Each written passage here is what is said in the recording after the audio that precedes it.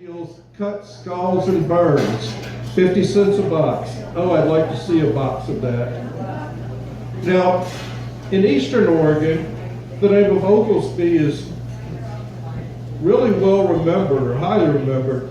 He was they called the hero of the last battle of with Native Americans in Oregon, and he was shot in the knee. And it was an amalgamation of Indian tribes, the Snake, the Bannock, and the Paiute.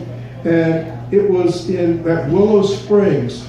Well, he was 40 years old, and he commanded 55 teenage boys against, and I'm going to use the language of the times, this is not my language, but they were supposed to be 1,000 bloodthirsty redskins. Now, I think that number is probably exaggerated because in 1878, when this happened, you know, the Indian population had been reduced a lot. And these are fighters. So, and I mean, I'll grant the man's a hero. Those 55 boys, 3 of them died, were probably fighting for their lives. But 1,000 against 55? No. There was one source I saw that bumped it up to 6,000.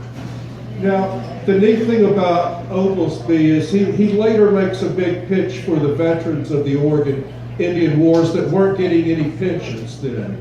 But when he came to Cottage Grove, after being this big Indian fighting hero in Eastern Oregon, he turns around. He is a friend to the Native Americans here. He's the first person to document that the Kalapuyas speak multiple dialects depending on where you are. And he's the first. And there's a monograph, or somebody interviewed him. And it's in, I haven't gotten it yet, but it's down in Berkeley, California. I like this picture of him. I got a lot of these pictures from the Cottage Grove Museum. And there he is at the Washerwoman mine with J.W. Curran. That's the Curran Bridge that you go out as you go out Row River, right there at Lang Road and Row River. And that house that's back up against the bike path and the hill, that's the Oglesby original donation land claim that the Oglesbys had, his father had.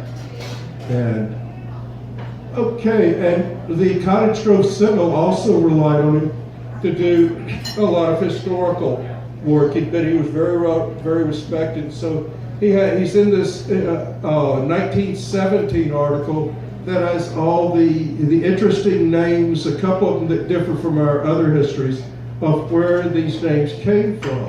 Like like Bryce Creek was originally called Brass Creek, and where it made the change, who knows?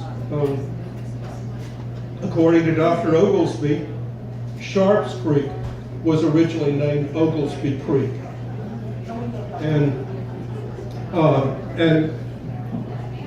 this right here is another Cottage Grove Sentinel article. He's 81 years old, and it lists some of his accomplishments.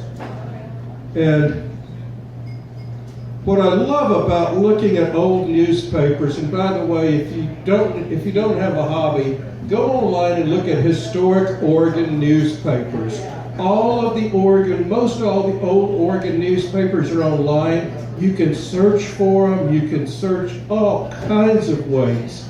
And all through my presentation here, and I made, this is actually not a PowerPoint, but a PDF from a Microsoft Word document, because what's important is not like colorful things, it's the information. And I'll be turning this over with the references to all the different historical societies. But some of the cool stuff you can find looking in the corner, like here's this big article on Oglesby, and this article concerns him too. But up there in the top right is this article about a Dr. Alan Hart, who was from Albany, Oregon, who becomes one of the first people to have a trans surgery. And if you look him up, he's early, and he had a very storied medical career in research. I don't think it was on sexuality at all, but it was a good career in research.